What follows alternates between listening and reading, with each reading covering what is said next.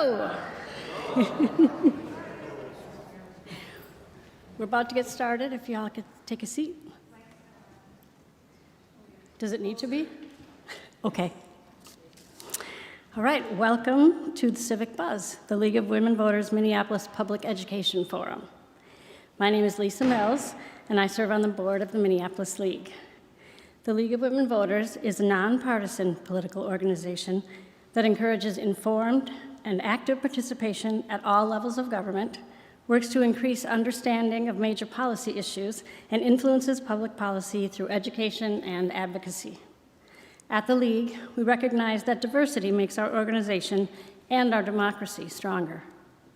Inclusion of people with differing perspectives, opinions, and life experiences helps us to understand issues more fully and advocate more effectively. You may know about the League's voter services activities. We register voters at many public events, including new citizen swearing-in ceremonies, high schools and colleges, state and county fairs, and more. We host candidate forums for local races like school board and city council, and publish and distribute the voter guide with information on local candidates' stances on issues.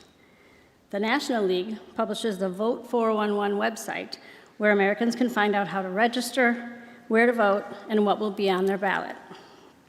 But the League of Women Voters is also about education. I serve as program director for the Minneapolis League, coordinating our efforts to engage and educate our members and the public about issues. Through our program, we work to increase understanding of major policy issues by studying topics chosen by our members. One of the ways we do this is through our public speaker and discussion forum, the Civic Buzz. Our goal for the Buzz is that everyone leaves the discussion with a broader understanding of an issue. Today's topic is public safety in Minneapolis. Since 2020, our Reimagining Public Safety Committee has been researching and learning from many different organizations, activists, and experts in public safety. They've also partnered with Plymouth Congregational Church's Reimagining Community Safety Committee, including for tonight's event. Tonight's event is being recorded, and the video will be posted unedited on the League and Plymouth websites in a couple days. You can also find recordings of our past events, including last year's conversation with Minneapolis Police Chief Brian O'Hara on the Civic Buzz website. And with that, I will turn it over to our committee's chair, Jane Lansing.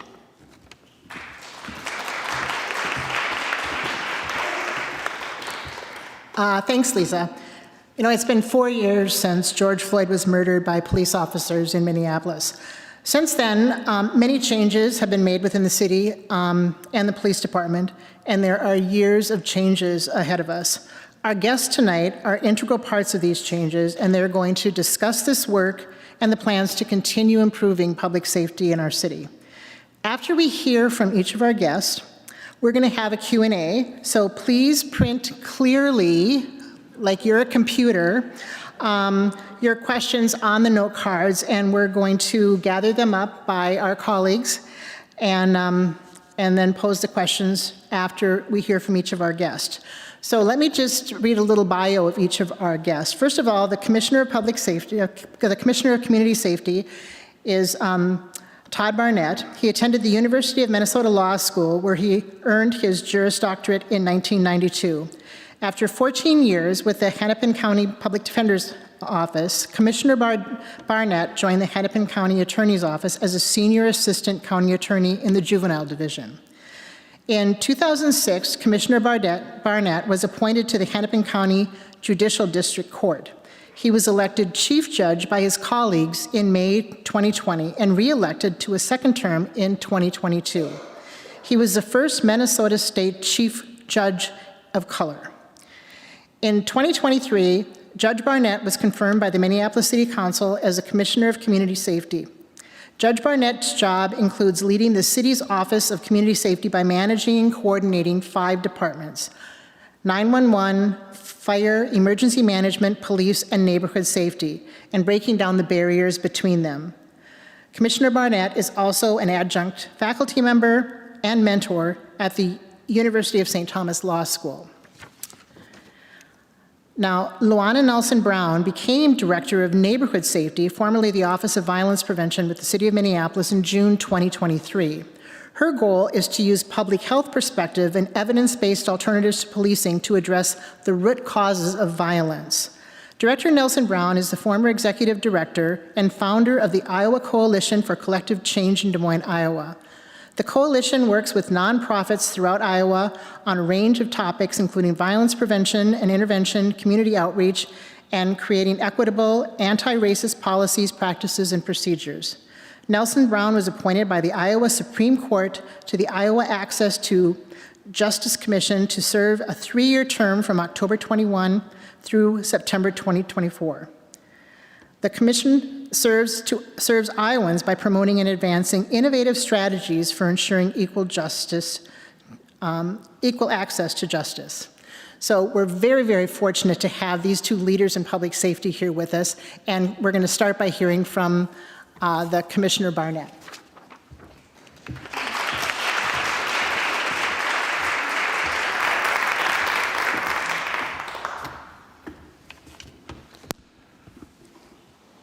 I was going to put this near the computer, and then I was like, no way. Don't want that to happen. Well, good evening. It's good to be here. You will, matter of fact, I'll do it now. You will see me look at my watch, mainly because I'm a former judge, and I'll just keep on talking. So I put myself on a timer, so every so often you'll see me hit it. I thought, gosh, what should I tell you today? Because they left it pretty wide open. I thought it'd be good for me to really introduce myself as to some of my background. And I'll answer the 2 questions that most people ask me everywhere I go. Why did I take this job? That's usually 1 or 2 right away. And the second question is, so how are you dealing with the city council? I'll answer both of those for you. That's not going to be a problem.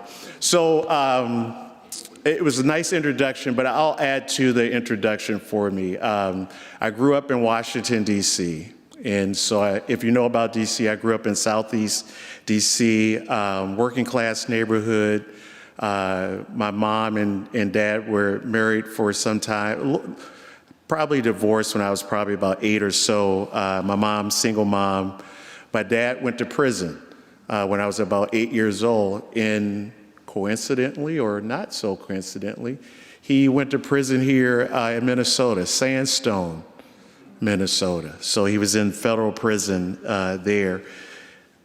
My mom died when I was 19. I bring that up because my grandmother was so significant in my life and so important for me as a young man who was very angry about the circumstances of my mom. And she died of lupus, and so that really was impactful, of course, for anyone. But she was just, both my mom and my grandmother were just 2 amazing women that had a real strong influence on my life. So you probably tell my age. I graduated from law school in '92. I'll save you the math. I'm 57. I only say that to say a little bit of what I witnessed growing up, right? 80s crack cocaine, right? So I am 84. I'm a freshman at George Washington University. And this is, crack is really starting to take a hold of folks in destroying families and individuals and communities. And so I just say that to say I grew up through that. And now we see it with fentanyl, and fentanyl is really taken, again, it's this drug that has come along and has just really taken a hold of communities. And we see a lot of the results of drug addiction that we see, homelessness, mental health issues, and all those other things that coincide with that. And so I just thought it would be important to kind of give you that background about who I am, and then kind of talk about what my responsibilities are as well. So I guess where I would start with is a little bit more about the career. Came here in '89, went to law school at the U of M, lived across the street in Seven Corners. The first time it snowed, it was about October, I think. I got here in August. Like I said, I've been here before, but don't really remember it as a child. I don't ever believe we were here in the winter. I would remember that. But my point is that first winter here, I think it snowed about 4 inches. If you're from the East Coast or West Coast, you know 1 inch of snow, everything it just shuts down.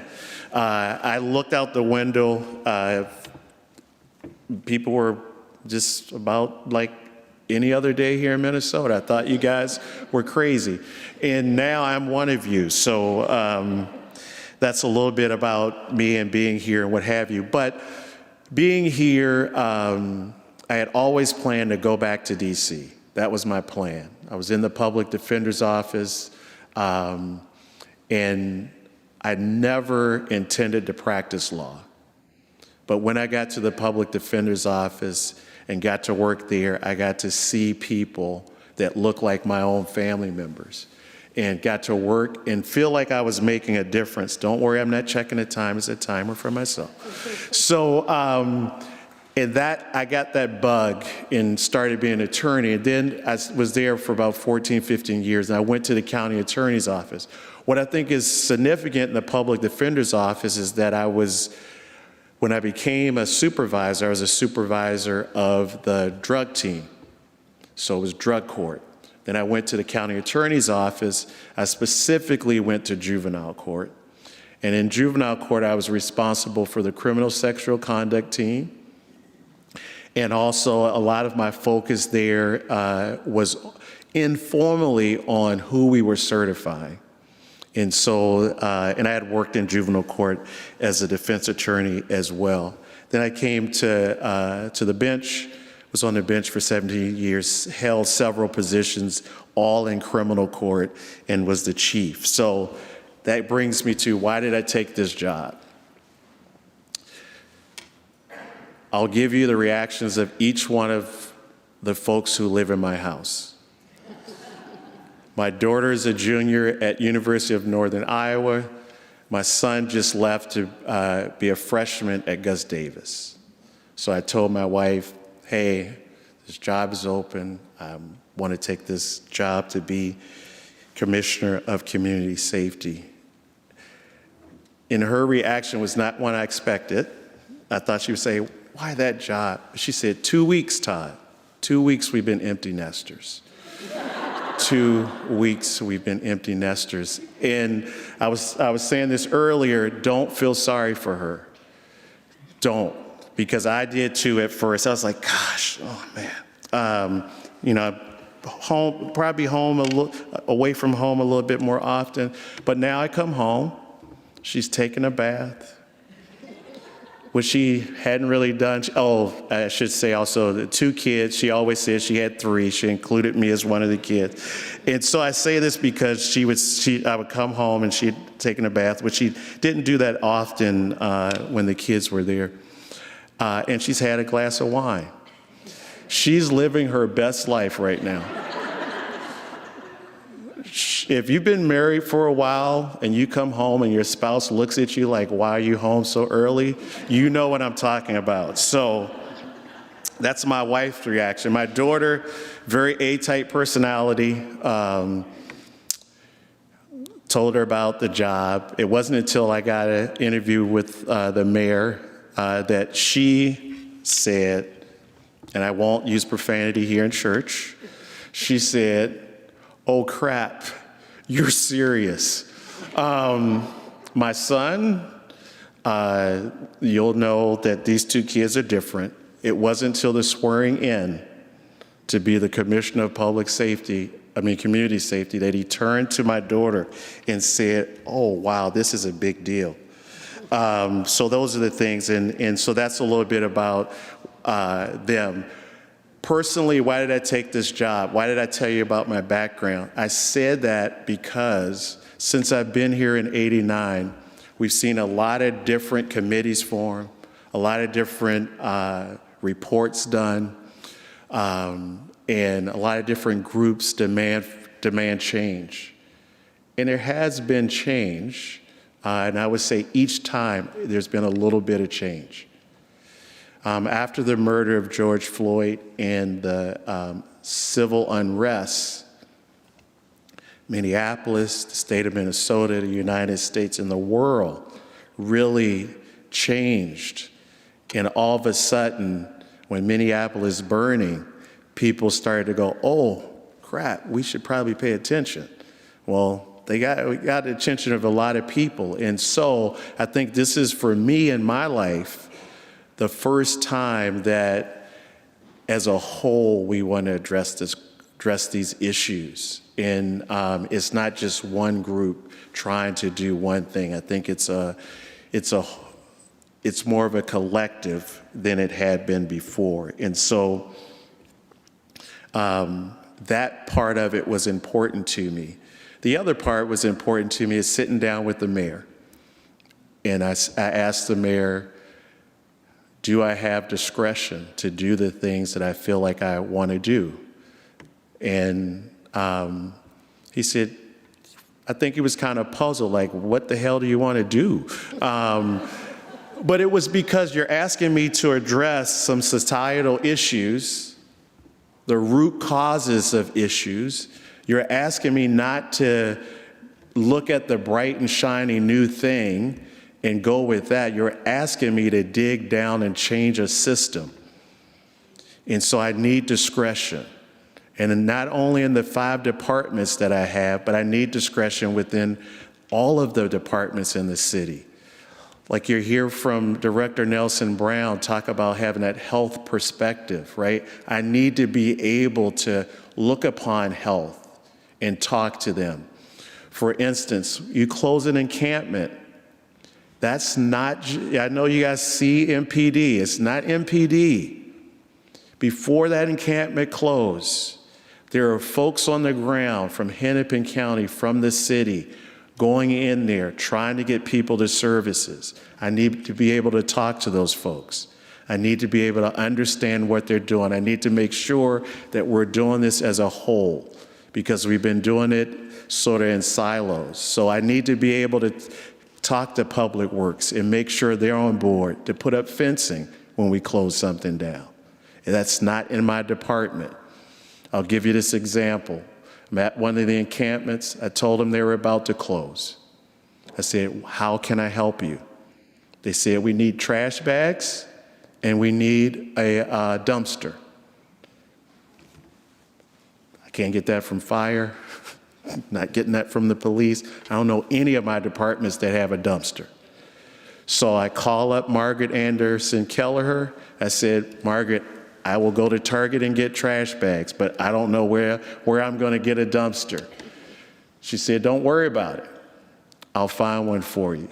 So those are the type of things that I need to be able to do. I can't go to the mayor and say, please, can I have permission to talk to Margaret? Can I have permission to talk to Public Works? Can I have permission to talk to the health department? I need to be able to have that discretion to get these things done. Staying on sort of this job change for me and why I took this job. I was at the Hennepin County Chiefs Association meeting this morning talking, and I got asked, we're talking about this, and I said to a couple of them, because there are a couple of officers there who were retiring and everybody was clapping. I said, some people like to go into retirement and just coast. I want to go on fire. This is a job where I'm going on fire. This job does not have a happy ending. And what I mean by that is, this job is about setting expectations about what a city can do. This job is about changing a system to address the needs of citizens. And we know that citizens in one part of Minneapolis have different needs than other citizens, so it needs to be equitable. This job also means that the loudest voices don't always get what they want. This is a collective. We're diverse. We are diverse. And I say that over and over again because we need to be able to bring services to people that are appropriate for what they need. And so we have great programs like BCR, Behavioral Crisis Team, that actually is under Director Nelson Brown. She has the contract where when you call 911, they respond to a mental health crisis. As long as it's not going to be life-threatening to them, like a weapon or something, that's integrated into our 911 system. These are the things that we need to do. We need to be able to have appropriate responses. You all know from the DOJ or from the settlement agreement, police aren't those experts. And so we need to make sure we have the right response. Sticking with why this job is important to me and why we need to do these things. As a judge, as a prosecutor, as a defense attorney, we're always at the end of the road. We're at the end of the road. We're at the very end for folks. Whatever happened has already happened. And so we need to be able to be in this role, and you'll hear me talk about it at the beginning of the road. So we have 5 departments, and you have to think of them in this way, and this is the way I think. I don't think you have to, but I suggest that you do. These 5 departments, you have neighborhood safety, crime prevention. That's at the beginning of the road. You have the police. That's at the end of the road. We want people not to have a negative impact with police. That's it. Neighborhood safety is just as important as the police. We gotta have both. It's not one or the other, it's both of them. And so, Director Nelson Brown will talk to you pretty soon here.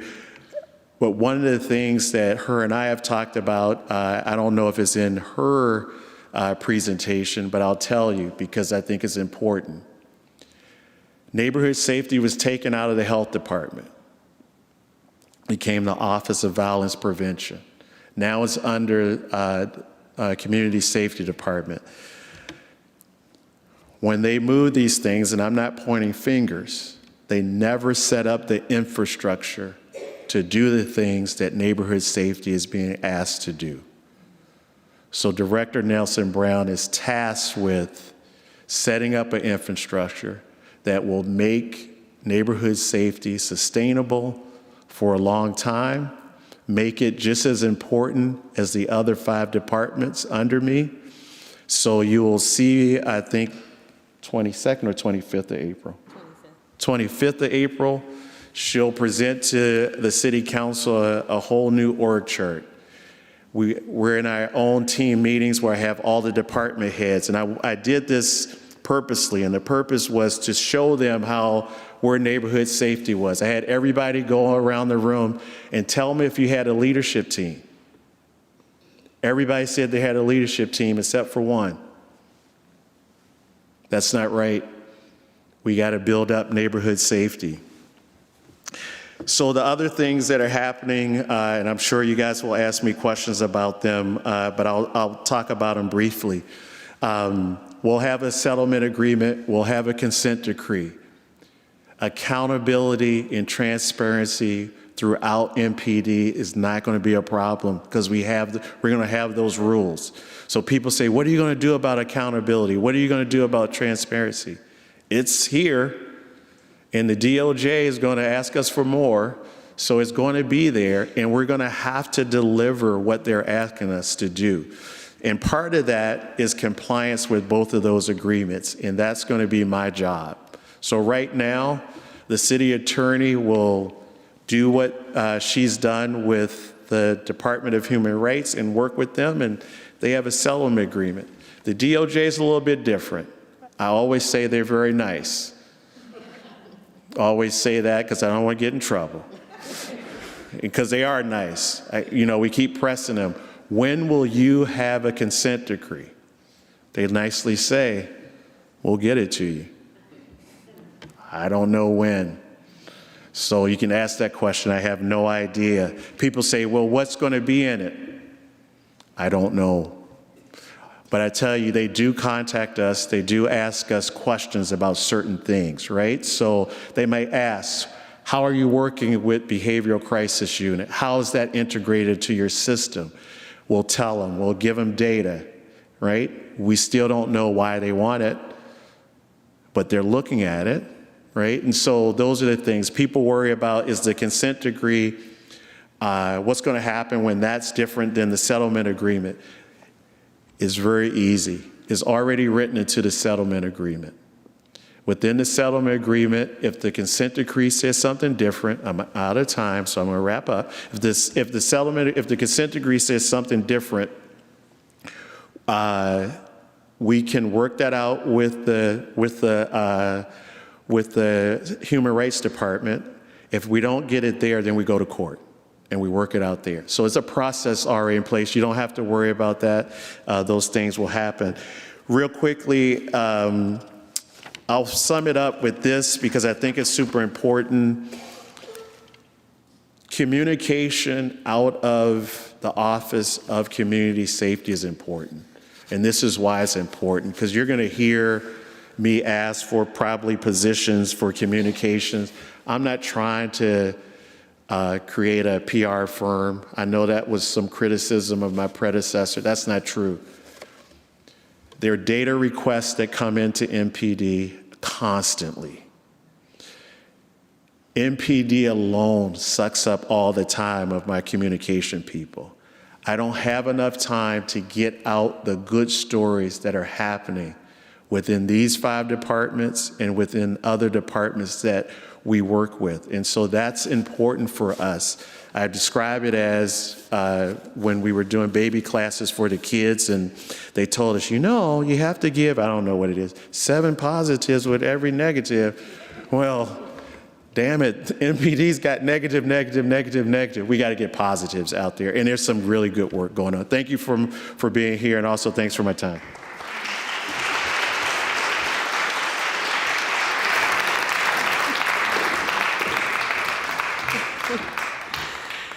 Good evening.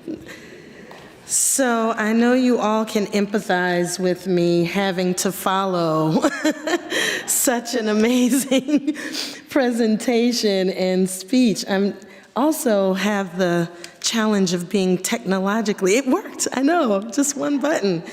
And someone made the mistake of giving me a laser pointer too, and so I'm gonna try not to be distracted by that, but I may start asking questions. So, my name's Luana Nelson-Brown, and I am the director of the Neighborhood Safety Department. As you heard from my boss, I've been in the position since July of last year. And I have learned in those few months that it is important to get who you are out there. Like Minneapolisans, you all do not care about the technical things until you know who the person is. So, following in Commissioner's footsteps, I'll tell you a little bit more about me than you've heard from the bio, which was excellent. Whoever wrote that did it. Okay, thank you so much. I was listening to it myself like, oh, wow, yeah, I did do that. Okay, that is me. But I moved here from Des Moines, Iowa, and I'm not a native Iowan, but I have lived in Iowa for 20 years. While in Iowa, I really enhanced my career that had begun previously in both Chicago and Nashville, Tennessee. So I was born in Chicago, and at age 3, my mother looked at my father and said, we're not staying here, I'm not raising my children here, and we moved to Milwaukee. So Milwaukee is actually my hometown. So I've been skirting your state my entire life. At age 15, my grandmother, who lives in Mound Bayou, Mississippi. Now, Mound Bayou is a teeny tiny rural, very rural town in Mississippi that is 100% black. And that is the town that my mother was born and raised in. If you look up Mound Bayou, it has very rich history and very rich culture. It has always been 100% black. It is still 100% black today, and it had the struggles of every all-black town that you've known. The witnesses for the Emmett Till trial were hidden in Mound Bayou, Mississippi, because it was the safest place for them to be. My grandmother was a midwife, and she delivered some of our best and brightest from our community right there in that small rural hospital, Taborian Hospital in Mound Bayou, Mississippi. So needless to say, my mother was a freedom fighter. And when she grew up, she became a nurse just like her mother, but she said she was not delivering babies. So she worked in the emergency room instead. And like many of our community, she made the migration to Chicago when she was grown. And that is where she met my father, who was a Black Panther. So activism has always been in my blood. I was spoon-fed it, and I can't separate myself from it. One of the questions that I get asked all the time is, what are you doing here? I wish I could say that question came to me nicely and friendly, like with the Minnesota Nice, but usually it doesn't, actually. It's usually like, why are you here? And the reason I'm here is because I've been doing activist work in public safety, in anti-violence, working in gender violence my entire life. At 6 years old, I led my first protest. I know. It was written and very polite, but I'm Catholic. And at 6, I couldn't understand why I couldn't be an altar boy and serve in church. And so I gathered all my other first grade female friends, and we all said, yeah, why can't we serve in church? Now, they would let us come to the lectern like this and read. We could be readers, but we could not serve. And we knew that the boys got all kinds of perks, like cookies and whatnot, when they went behind, you know, and we didn't like that. So we started a letter writing campaign, and we wrote to the Vatican, and we kept, I know, and we kept writing to the Vatican, and we wrote every single year from 1st to 8th grade. I'm happy to say that now girls are allowed to be altar servers in the Catholic Church.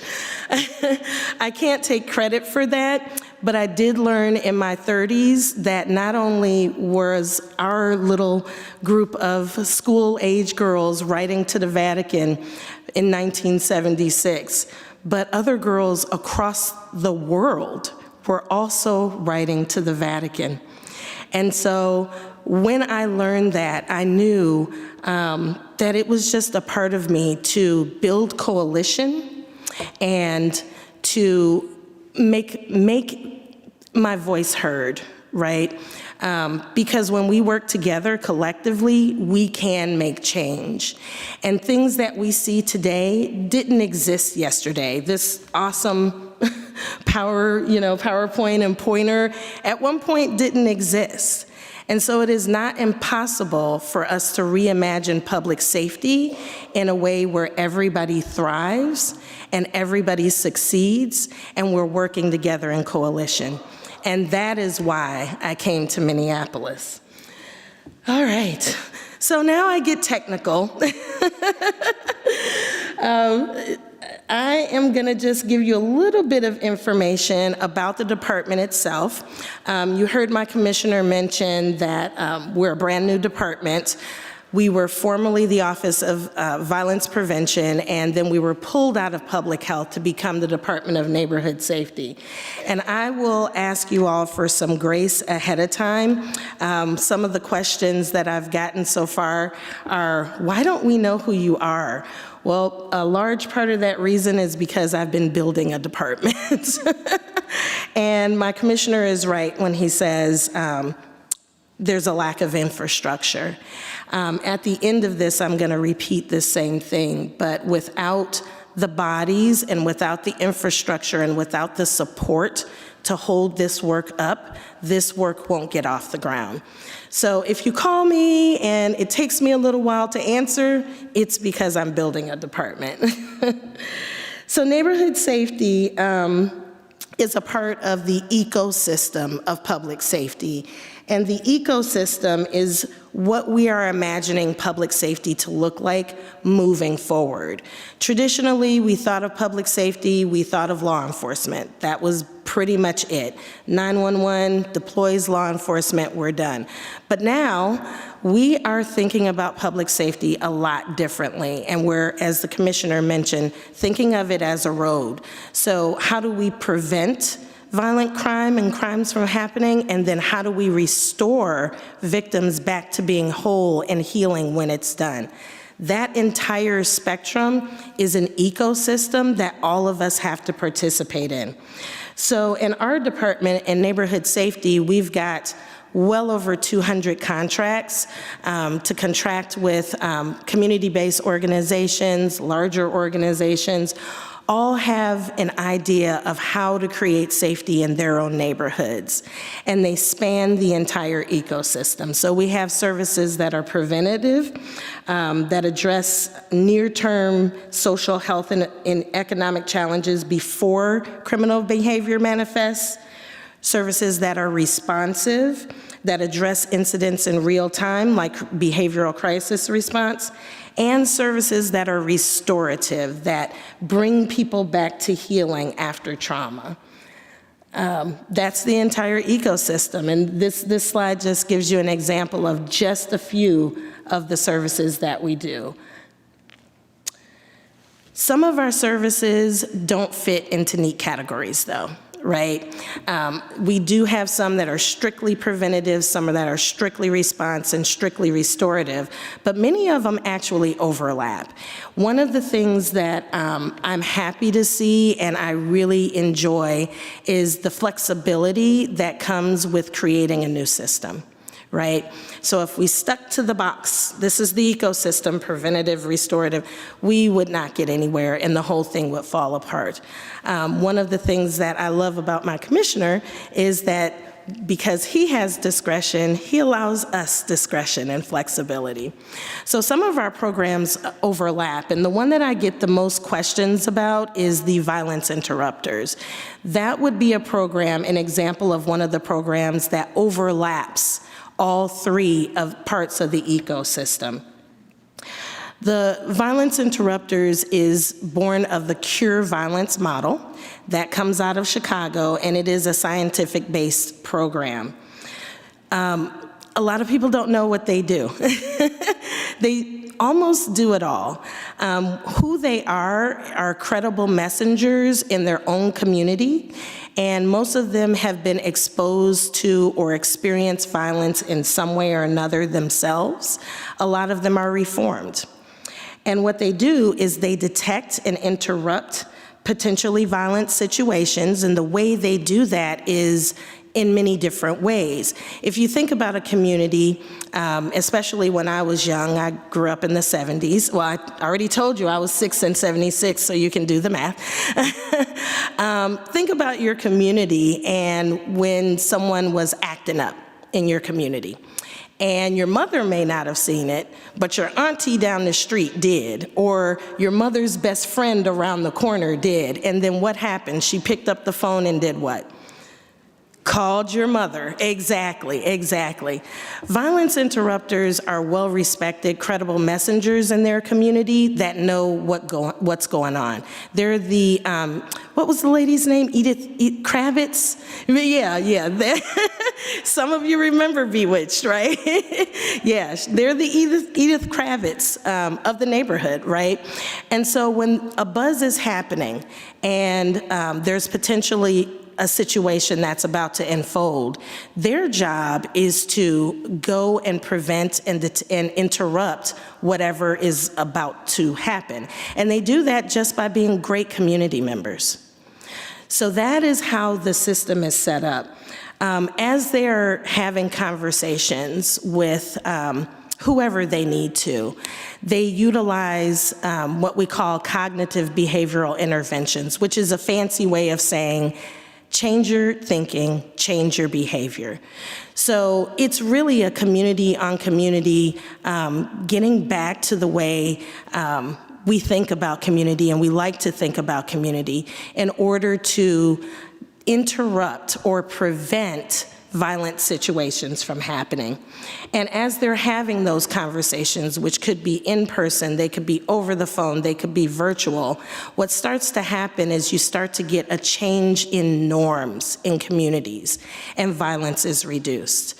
So that is what the violence interrupters do. They are also very proud folks, and you'll see them in certain areas of town with their orange shirts on.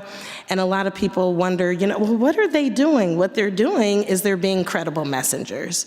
So that's how that situation works. And if you think about that, that model, it spans, because they could be preventing a situation. They could be out and see someone they know about to start something and interrupt that situation, or they could be called in after an incident has occurred and offer help and healing and support in that way as well. So not all of our initiatives fit in one little box. All of them, though, are data informed. Violence interrupters and several others are scientific based, but we also fund some services that actually have been customized. In the 9 months I've been here, I've had calls and talked to folks who have gotten together with their neighbors in their own communities, and they have customized interventions that they feel like will work in their area, and it actually is working pretty well. Even if it's customized or if it's scientific based, all of them are informed by data. So data tells us, is this a good idea in this area? Let's do it. It also tells us if an intervention is successful. So data is what I call one of the supports of the entire ecosystem. And when I say supports, I'm talking about infrastructure, like the supports holding up this building. Data is definitely a strong support that we are building as we create the ecosystem. And building an ecosystem starts with all of us. I can give you a few of my goals for the next year here in NSD as we're building that ecosystem. And the first one, my commissioner already mentioned, thank you. They're holding up time signs, which is great because I didn't set a timer. I wasn't that savvy. Building infrastructure is my #1 goal, because without the capacity to roll these initiatives out, without the infrastructure, there is no way that neighborhood safety is going to be able to support all of the work that is coming our way. Another goal is to build coalition, because another support that we need is the collaboration of all of you. I came here and quickly noticed that the initiatives in our own department operate very independently. And so over the next 12 months, we are going to be building coalition within our own department and also building coalition with all of you. Part of that building coalition is also amplifying the voice of victims, because in my 30 years of work, I've realized that the answers to your solutions, the best answers, come directly from the people who have experienced the issue in the first place. So we definitely want to amplify those voices and get to those solutions. And then we want to bring in partners and stakeholders just like you, because you never know when the next best idea comes from or who it comes from. So where do you all fit? Well, if we start to look at the building blocks of violence, this is where we can all see what part we play and where we fit. I know it's not super easy to see that, but I get to use my pointer.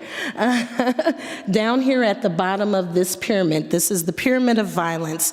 This particular one is the pyramid of hate that we use to talk about hate crimes, but it works for all violence.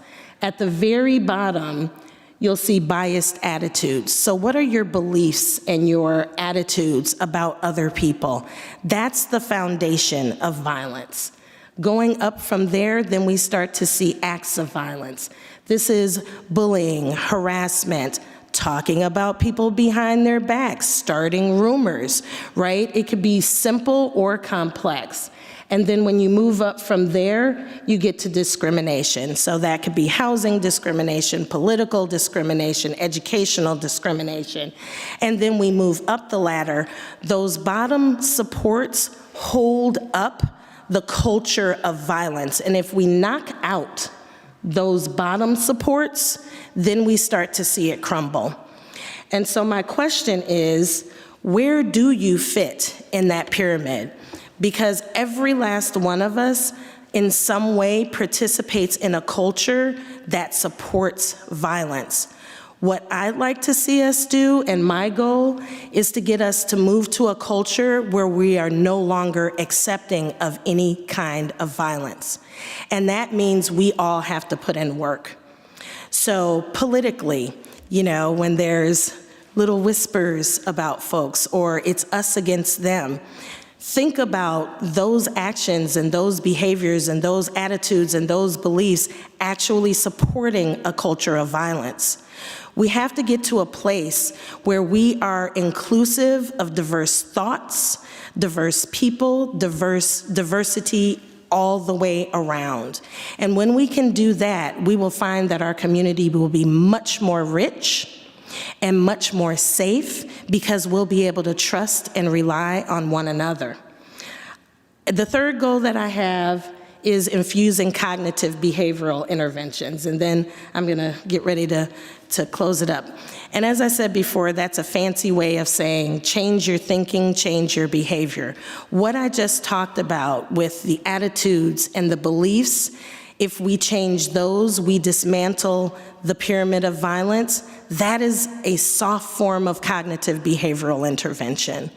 So when you start to go about your daily routine and you're knocking doors, or you're doing whatever you do in your daily life, and you decide one day not to make that snippy remark or not to spread that rumor, you might think that you're not contributing to the ecosystem, but you are.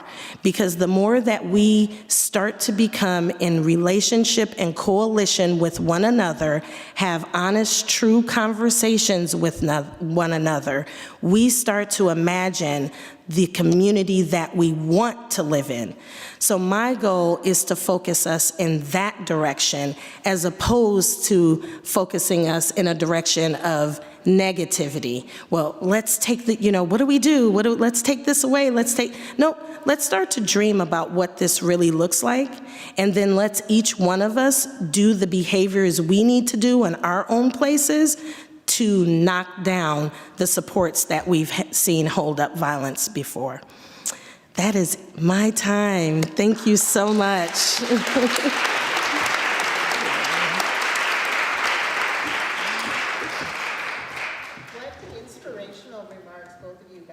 It's just, as I look forward, I think as we've met some of the leaders in our community safety organization, it really gives us a lot of hope for the future. So thank you so much. We've got some questions, and please, if you would like a card, just raise your hand and the card pullers will bring them up to the table here, and we'll bring them. We've got a number of questions already. I think we're going to reflect what you had said about like, would you say, most of the questions are about the police. So we have a few already about the police. So sorry to go from all of your inspirational remarks to some of our practical questions here about the police. There's been a lot of things in the news lately about oversight, police oversight. How is your work impacted by the fact that citizen complaints about MPD officers are handled outside of the jurisdiction of your agency by the Civil Rights Department and the Office of Police Conduct? And also maybe you could just comment about some of the issues that we've had about kind of standing up an oversight process in the city. I think we're on like the 4th iteration, and it seems to be sort of challenging to set that up. I'll try my best to answer that. But first, I did say I was going to answer the question about city council. You did. I totally forgot while I was talking. So people go, how are you dealing with the city council? Here's the way I look at it. They're elected officials. People elected them. I have to respect the position. And so the best example I give you is that back in December, we tried to get police incentives, and it failed. It didn't have enough votes. And people kept asking me, what are you going to do? How did that happen? The elected officials voted it down, period. We got to move on. I got to do things to get them to a point that it passes. So I get frustration and things like that, but we still have to work together to try to get to common ground and to a good place. And complaining about it won't get it done. So that's how I deal with the city council. To police oversight, I think probably there's 2 ways in which a complaint comes into Minneapolis. One is, think of a police officer or city employee making a complaint against a police officer, right? That's going to come through internal affairs. If a citizen makes a complaint, that complaint's going to come through civil rights. Both of those complaints at some point are going to be looked at, and someone's going to make a determination about whether they need to be investigated further. So they get investigated beyond that. We know if it's merit or not. At some point, there's a panel on the civil rights part. You can have a panel done, and that panel can make recommendations to the chief. On the IA side, internal affairs, they might have a recommendation to the chief. The reason you have these 2 paths is because under the settlement agreement, what was brought out in that settlement agreement is that before you had basically an MPD supervisor making decisions on either way, right? So they said, look, you can't do that. You got to have these separate. So you have these separate ways. So when you talk about oversight, yes, there's been several oversight committees. I think what you'll see if you paid attention to Margaret Anderson Keller, myself, the city attorney Anderson, all of us was before the council maybe about a month ago, and we talked quite a bit about the backlog and complaints and how we wanted to address that backlog, right? That's not necessarily oversight, but the real issue behind that for me is taking too long, right? How can I discipline a person if the process is taking long?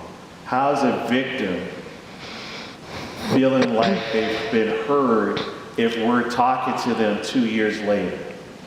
So I think that some of the issues about oversight are there, but for me right now, let's get the process right, and then let's talk about oversight. But in general, I said it earlier, the oversight is there through the settlement agreement, and it'll be there through the DOJ, where we will have to hit deadlines. So if there is something that they see wrong with our structure or process, it will have to change. I think this is for Director Nelson Brown, but maybe to both of you. The City Council added an amendment to the 2024 budget that allocated $4 million to develop new alternatives to police response, with an emphasis on input from the 3rd Precinct residents. And will your department be involved in that? And then I think as sort of an adjunct to that, sort of the role of the community safety in being part of the 3rd Precinct. So maybe you want to start with the $4 million and alternatives, and then what's going to be happening with the community safety in the 3rd Precinct. Yeah. Yes, our department will be involved in that. We're the department that has the oversight of that $4 million. We're not in a position right now to tell you what we're going to do with that, but it will definitely, the initiatives that roll out will come through our department. And then, of course, we work directly with Office of Community Safety in planning and implementing and rolling that out. So yes, we will be involved. Okay, do you want to talk about the 3rd Precinct? Sure. If I could just follow up a little bit on Director Nelson Brown's comments. And I can't say it enough. I can't say it enough here. I can't say it enough in City Hall. Neighborhood safety has to have the structure in place, that infrastructure, to handle the contracts that they currently have before they take on new ones. So I'm just going to say it here. You're going to hear at some point that neighborhood safety got all of this money back in December to do all of these things, all these new things. And you're going to hear me say, they're not ready. I don't want to start something that we can't keep going. So if they have 200 contracts right now and they can only handle 150, they're going to do 150. And people are going to be mad. I can't have neighborhood safety not have the capacity to do what they are able to do. So I just make that clear because I'm sure that's going to be an issue. The South Minneapolis Community Safety Center, we are a week away from April 15th. So here's where we are. Found the building. We signed a purchase agreement. We're in that last part of the 90 days, which will end April 15th, where we've done all of our inspections, environmental inspections, structure on the building. And then by June 1st, we hope to sign off and take possession of the building.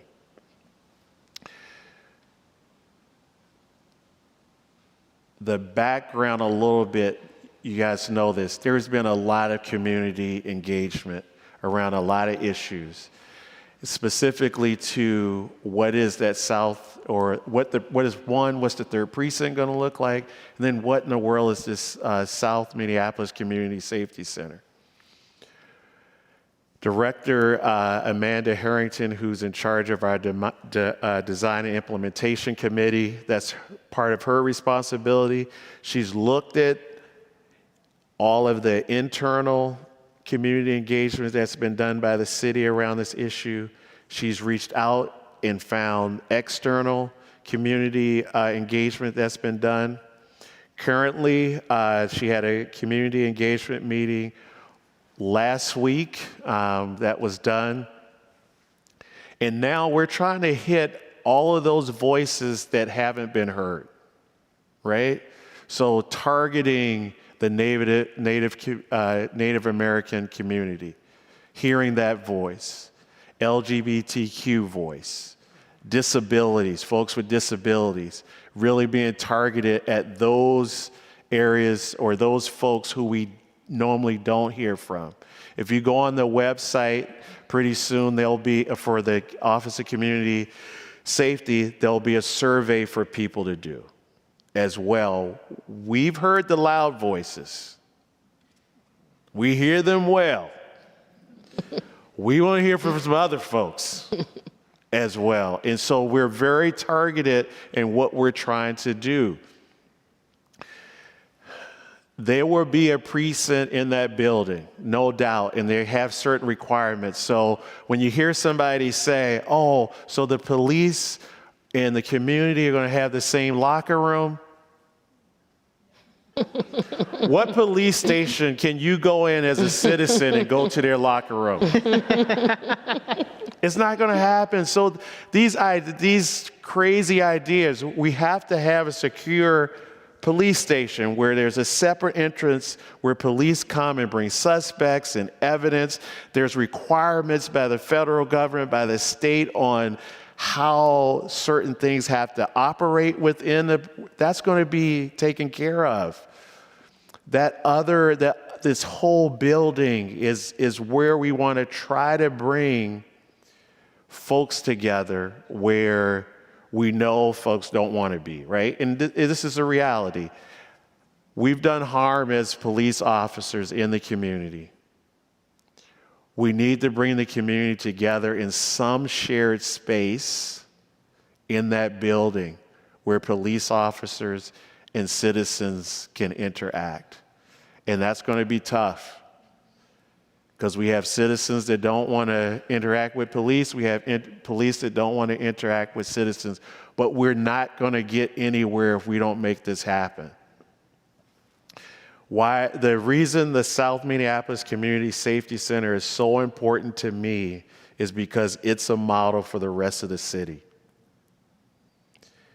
The services that go in on that side, you're going to hear it over and over again. If you saw me in front of the city council, you heard the council ask me over and over again, what are you going to put in there? I said, I don't know.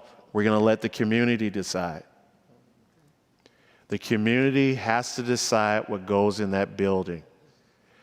We have, I say we because that includes me, we have given community services or put services out in the community and not ask them what they want, so they go away. So it's so important that we ask community, what do you want there? Let's try to get it there. So you probably heard me in front of council say, if you want a food shelf, I can put a food shelf up like that, because that's just shelving. That doesn't mean that a food shelf is going in there. I was using that as an example. The community will decide what goes in there. That might be, they might want driver's license services in there. They might want mental health services. I have no idea where we end up at the end of the day, but we want to try to provide what the community wants there. So a question on violence interrupters. Can you talk about are there metrics around the success of this program, and are there measures to track funding and effectiveness of these 200 different groups that you're contracting with? Yeah. That's a really good question. So the Cure Violence model does have metrics to track the success of the program. Most of neighborhood safety departments' programs were put up very quickly. Violence interrupters is no exception.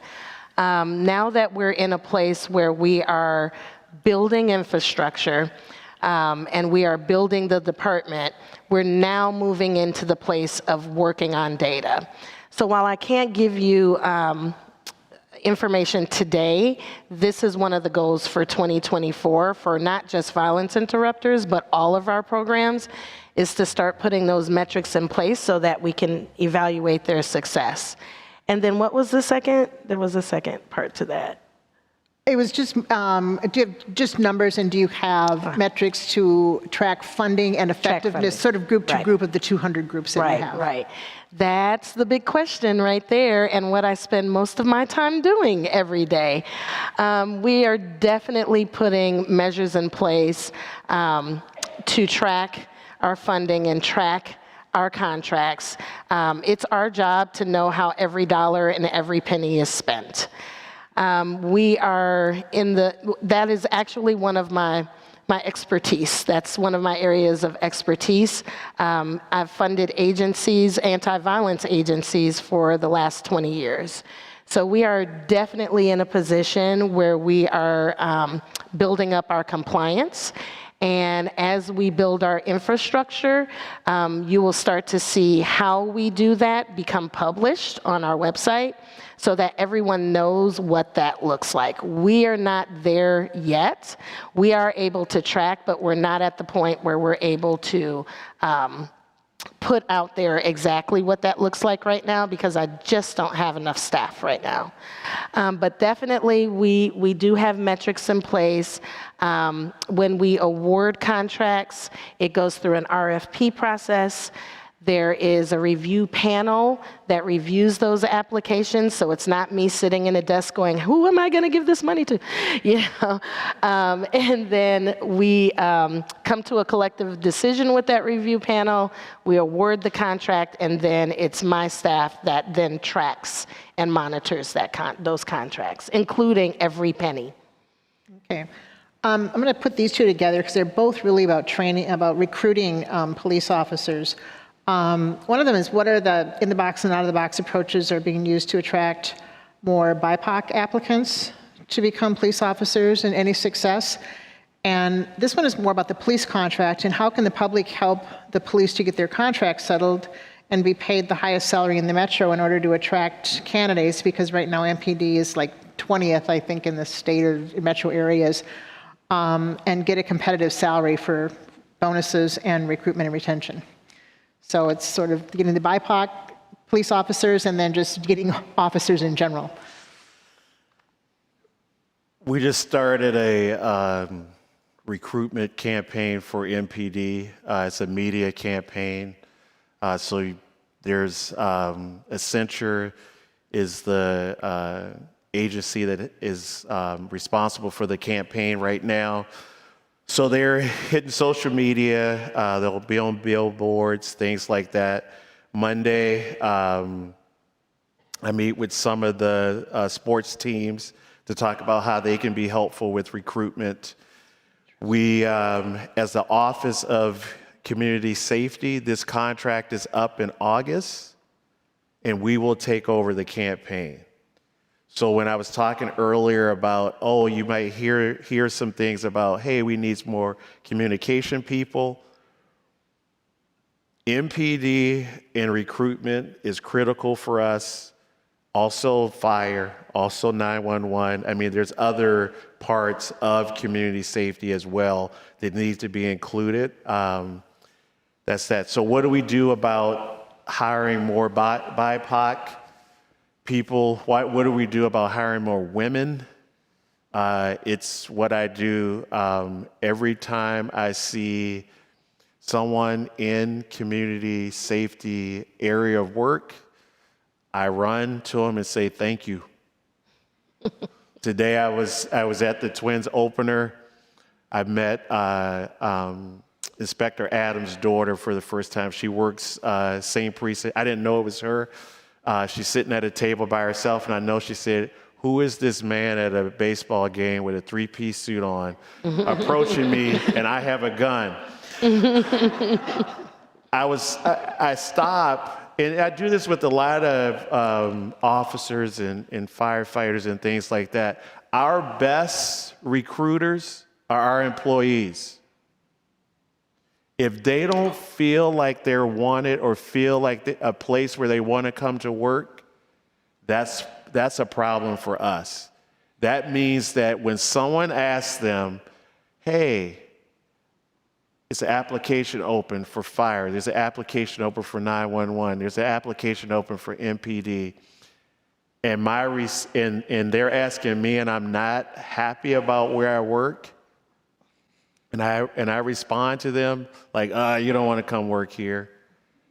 That's not good. So the recruitment campaign for me is also trying to get us in a better place with our employees. And then specifically some of the things that have been done. MPD has gone out to a lot of the community colleges. You probably saw in the news maybe 6 months or more ago, they were at historically black colleges in Alabama. Fire has just had 3 informational sessions, And at those sessions, we really try to target the women that are there, because we used to be pretty close to number one with number of women in our fire department. And that number is probably half of what it used to be. So those are areas in which we need to do better.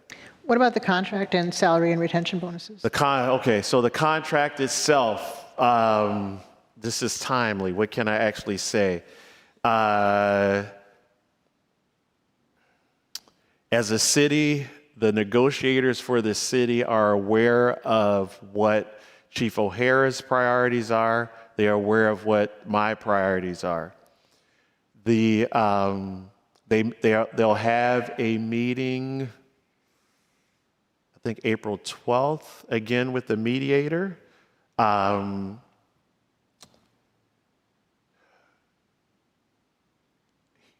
don't know what's going to happen with the bargaining for incentives, but my message has been that we need a competitive wage, period. They asked me what my number one priority is MPD have a competitive wage. That's my number one priority when it comes to the contract. So the Federation and the city, so city labor relations, city attorney's office, they're working together. I met with the Federation yesterday for the first time to kind of talk with them about what are some of the things that they would like to see. And again, it's salary. But we also need to get some other things done as well. And I know people say, oh, we got to have police reform also with these labor negotiations. That's not necessarily the place that we're going to get reform, right? I mean, people say that, but there's only this is a negotiation for a contract. There's some things that we can get from the negotiation that maybe might have been given away previously, so we can try to get some of those things back. But some of the big issues, like off-duty time, I don't want that to be in a negotiation. And the reason why is I think the DOJ is going to say something about it. I don't want to go back to have to renegotiate that.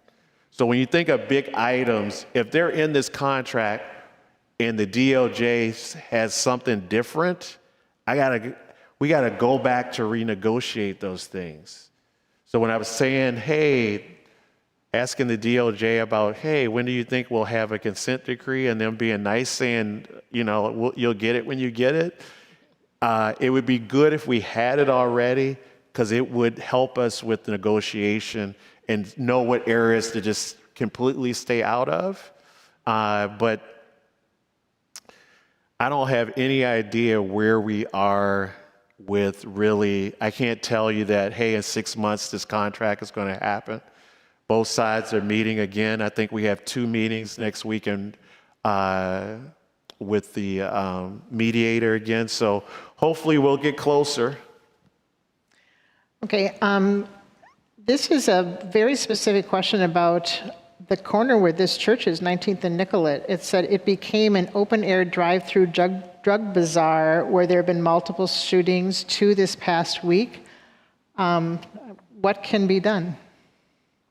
I want to so give this to Nelson Brown. I want to so give this one to her. It's like, go ahead, jump in, answer that question. Please do. I defer to my boss. I told her that I was going to stand up and say I yield my time to Director Nelson Brown. Seriously, here's the issue. And it's unfortunate that we're here, but this is just the reality. The reality is we don't have enough police officers. That's just a reality. And so I'm not looking at my phone for time. I'm just getting rid of that phone call. It's my daughter. I'll tell you about that later after this is over, because this is all being videotaped.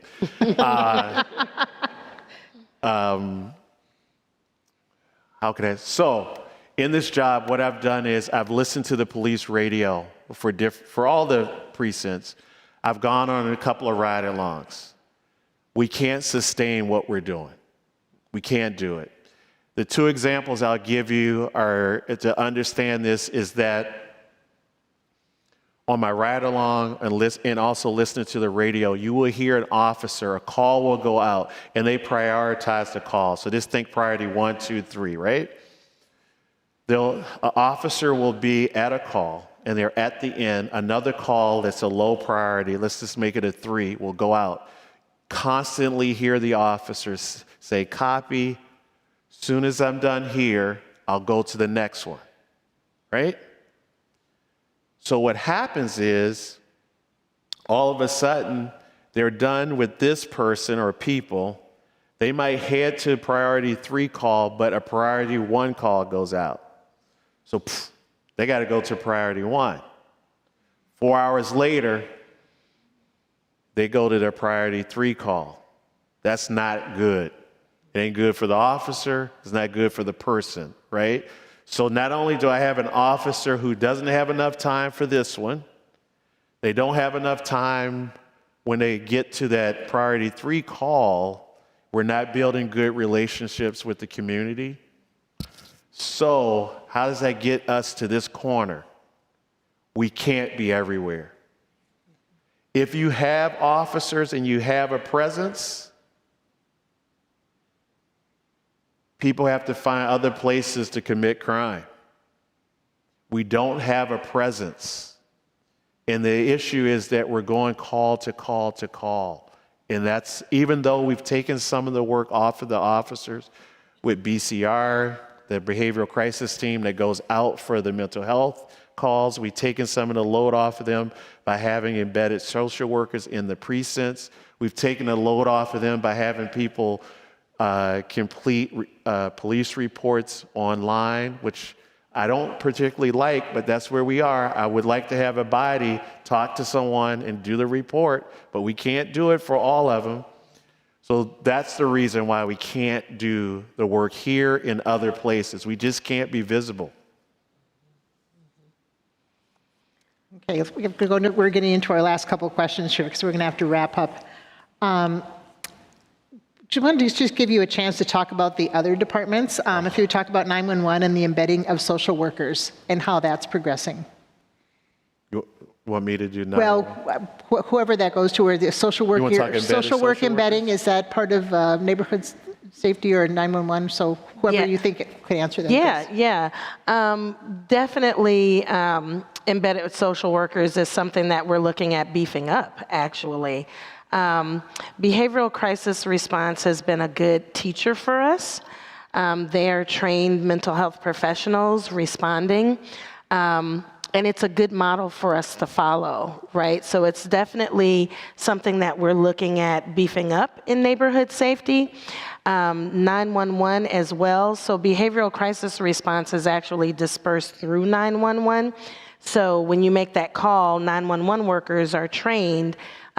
Is this a mental health crisis? And if so, they no longer deploy police, they deploy BCR professionals.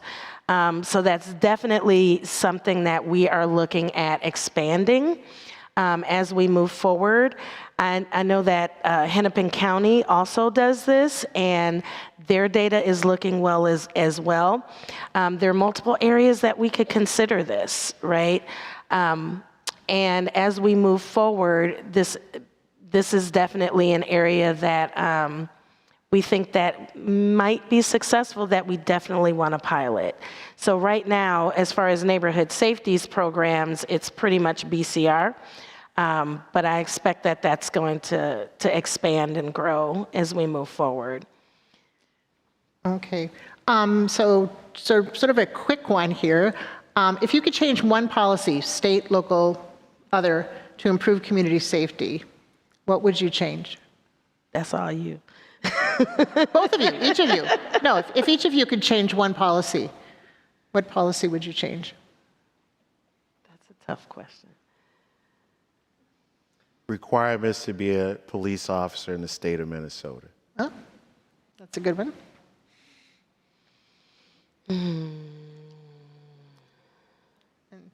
I'm thinking. The reason why I said that, why Director Nelson Brown is, so right now, for instance, the Chief O'Hara and I sent a letter to the Post Board, Licensing Board for officers for the state of Minnesota. If I have a 4-year degree and I want to, like, this is my second career, if I want to be a police officer, I got to go back to school to get that certificate. So there's certain things about being a police officer, not lowering a standard, but expanding how we can get more people and making it just common sense. Okay, so you did 4 years.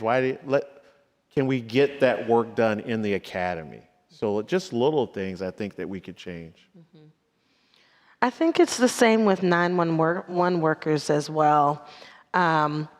There are so many people who apply who don't make it in. And some of our screening processes, I think, could be shifted a little bit. And so along with the requirements for police officers, I think I would also like to look at the requirements for 911 call takers. Okay. Yeah. And last question, which is a perfect question from this group. What can we as interested citizens do to support your work? You want me to start with it? Yeah, you go first this time. I'll go first this time. For neighborhood safety and for me personally, the biggest thing that you can do right now is give grace and maintain dignity of our department and of each other. This work is tough, right? People ask all the time, how are you going to end violence in Minneapolis? If I knew that, I wouldn't be working in Minneapolis, right? I would be on an island somewhere. This is a marathon and not a sprint. As we build infrastructure in our department and we prepare to take on this task, know that we haven't forgotten you. We are not resting on our laurels. We are taking into consideration every comment, every thought, every idea, and we are dreaming. But we are only a few people right now. So the best thing you can do is help share that message that this is a marathon, not a sprint, and neighborhood safety is not going away. We are on the cutting edge. We're still under a microscope, and we are being very intentional on building that infrastructure and how we move forward. Because the last thing we want to do is rush to throw something out there and then it collapses. Part of my personal mantra is maintaining the dignity of all people. I can't sit here and say that and then not be intentional on how we roll this department out. So the biggest way you can help me is to help me share that message, that this is a marathon, not a sprint, and we want to do this right by maintaining each other's dignity and building coalition. Thank you. Thank you. I think there's two things you can do. One, when you see first responders or people in public service, thank them. Just say thank you. The people we have here want to be here. They want to do a good job. They have the opportunity to go to other places. So please thank them. The second thing is what I've harped on earlier. There are organized groups at City Council. They're there all the time. It's the same people there all the time. The frustrating thing for me is not the council. Frustrating thing for me is all the good people that stay home that don't come to the city council meetings. They don't see you. They don't hear your voice. They hear the same folks over and over again. When the DOJ was going around, they had 5 or 6 meetings.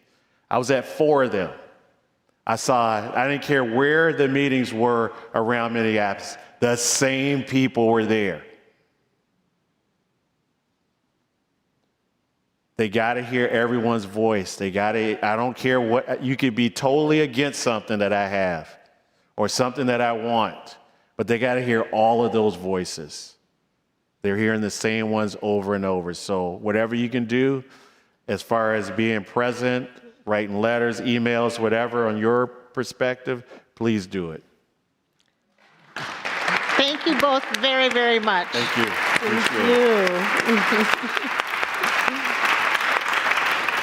So as we close, I want to thank Plymouth Church for the terrific space, the terrific technical team here. And Lisa opened by stating that the League of Women Voters' commitment to nonpartisan voter education, which I hope you guys got tonight. I think we got a lot of that. And Plymouth Community's safety team is a guiding principle, which is we are watching, we expect results, and we're not going away. And as we look forward to the work that needs to happen, we hope that you feel educated and empowered to engage. Our community is going to get the public safety that we expect by partnering with inspiring leaders like these guys to help define what that community safety is. So as you leave, I want you guys to please take one of the public safety, our public safety group just developed a 2024 public safety update, and it summarizes really what has happened in the last 4 years. It's a 10-minute read that summarizes the last 4 years of what's happened in public safety in Minneapolis, and also looks forward to say, what do you need to look for and what questions do we need to ask over the work that is continuing.